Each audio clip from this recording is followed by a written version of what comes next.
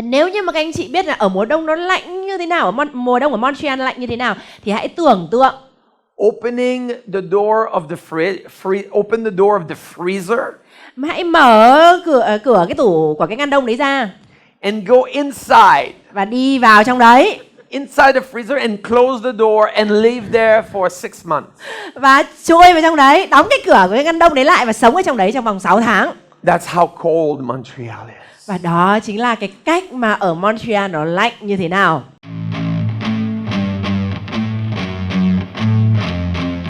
So many of you may or may not know, I'm originally from Montreal. Một số các anh chị có thể biết và một số anh chị có thể chưa biết rằng là tôi đến từ Montreal, Canada. của Canada. How many of you have ever been to Canada before? Bao nhiêu anh chị đã đến Canada trước đây rồi ạ? Oh, no one. Oh, No chưa one. có ai à? Okay. Well, in Montreal, Canada, in the winter time is really, really cold. Ở Montreal, Canada thì vào mùa đông thì lạnh khủng khiếp.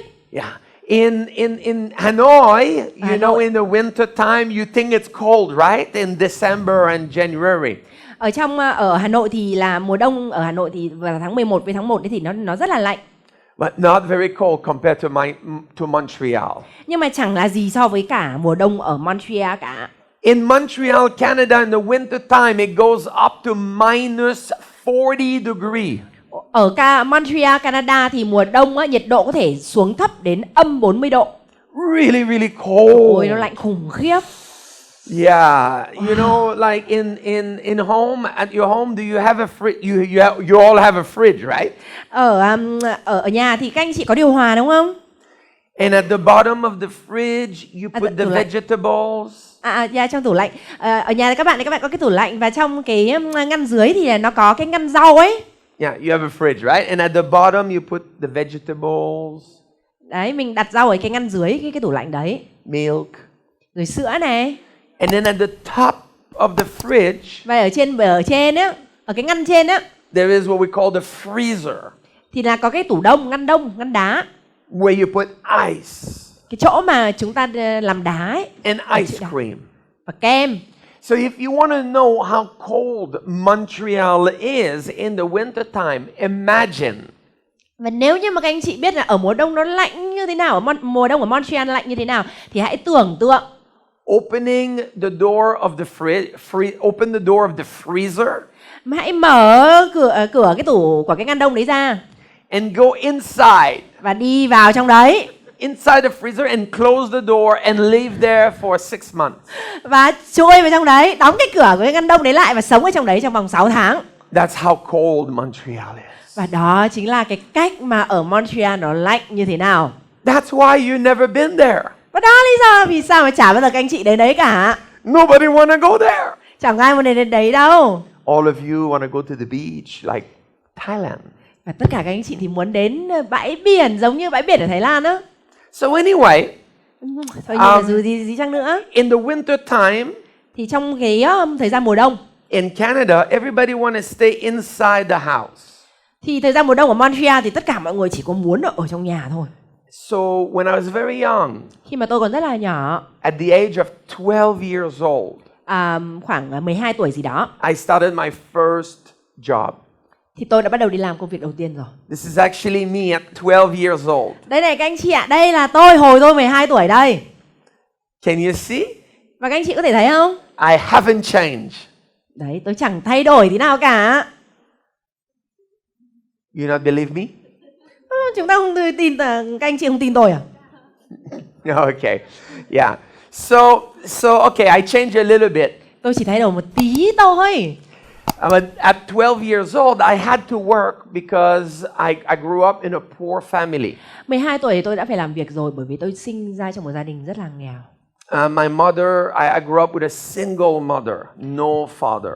Tôi sinh ra trong một gia đình mà tôi ở với mẹ tôi là mẹ đơn thân và tôi không có bố.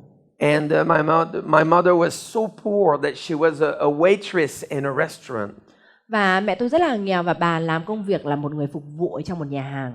And in the winter time, I was a delivery boy on a bicycle. Và đến mùa đông ấy tôi trở thành một cái người mà giao hàng, tôi đi giao hàng bằng xe đạp. In the winter time like this. Và đấy, mùa đông đấy ạ, và đây hình ảnh của tôi à. And I was earning $1.50 per hour. Và tôi kiếm được một đô rưỡi cho một giờ. And I would work on Friday evening after school and on Saturday and Sunday all day from 10 a.m. to 9 p.m. Và rồi thì là tôi làm việc tối thứ sáu này, rồi ngày thứ bảy, ngày chủ nhật này từ 6 giờ sáng cả ngày đến đêm luôn. And I would always go back home and I would save money into my piggy bank. Và sau đó thì tôi về nhà, tôi có một tí tiền và tôi sẽ để nó vào trong cái con lợn đất của tôi. And I would save money and I would save money. Tôi kiếm được tiền, tôi tiết kiệm tiền ở trong đấy. Until one day, Cho đến một ngày, I came back home. tôi đi về nhà, I opened the door of my bedroom. mở cửa phòng ngủ của tôi ra. I looked on my desk Tôi nhìn đến trên bàn của mình. and my piggy bank Và cái con lợn đất của tôi was... Ủa, đã. How you know? Sao mà các anh chị biết được nhỉ? Were you there? Các anh chị ở đó à? My piggy bank was Con lợn đất của tôi broken. nó bị vỡ tan nát rồi. And my money was gone. Và chẳng còn xu tiền nào ở trong đấy cả. So I couldn't believe it. Tôi không thể nào tôi tin nổi. So I run Và tôi chạy to my mom. đến chỗ mẹ tôi. You look younger than my mom, huh? Bạn ấy chắc chắn là trẻ hơn mẹ tôi lúc đấy. That is my mom, but you look younger. Mẹ tôi, đây là mẹ tôi, nhưng mà bạn ấy trẻ hơn mẹ tôi rất là nhiều. And I said, Mom, where is my money? Và tôi hỏi mẹ tôi là mẹ tiền của con đâu? And I never saw her like that before. Và tôi chưa bao giờ nhìn thấy mẹ tôi như vậy trước đây. Her eyes went down. Her eyes went down. Mẹ tôi mắt trùng xuống, đầu thõng xuống. And she said to me, I'm sorry, Sebastian. Và mẹ tôi nói với tôi rằng là mẹ xin lỗi Sebastian. I'm sick. Mẹ ốm. And I need to use your money to buy medicine. Và mẹ cần dùng tiền của con để mẹ mua thuốc. That was my first experience. Và đó là cái trải nghiệm đầu tiên của tôi. To what we call negative emotion. Để trải nghiệm đầu tiên của cái gọi rằng cảm xúc tiêu cực.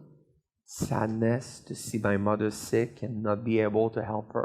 Và buồn khủng khiếp khi mà thấy rằng là mẹ tôi bị ốm và không có tiền để chữa bệnh. But also anger. Nhưng nó cũng là cái cảm giác tức giận. Because my money was gone. Bởi vì tiền của tôi hết sạch, không còn một đồng tiền nào cả. So in NLP, và ở trong NLP, in coaching, trong các chương trình huấn luyện, we call that chúng ta gọi đó là negative emotion. Cảm xúc tiêu cực. And write this down. Và hãy viết nó ra. Negative emotion Cảm xúc tiêu cực is the number one obstacle là trở ngại số 1 that holds you back mà gây cản trở and prevents you from achieving success. gây cản trở bạn đạt được những thành công trong cuộc sống của mình. So for me, my negative emotion was sadness. Và đối với tôi thì cảm xúc tiêu cực của tôi đó là sự buồn bã and anger và tức giận because of that event. Vì sự kiện đó. And I remember making a decision at that time. Và tôi nhớ đến cái việc mà đưa ra quyết định tại thời điểm đó. That one day I will be financially free. Và tôi đưa ngay lập tức cái quyết định tại thời điểm đó rằng là một ngày nào trong tương lai tôi sẽ trở thành một người tự do về tài chính. That one day I will be able to take care of my mother. Và một ngày nào đó tôi sẽ phải chăm sóc được mẹ tôi. So that is the beginning of my life. Và đó chính là khởi đầu cuộc đời tôi. What about you? Thế còn các anh các chị thì sao?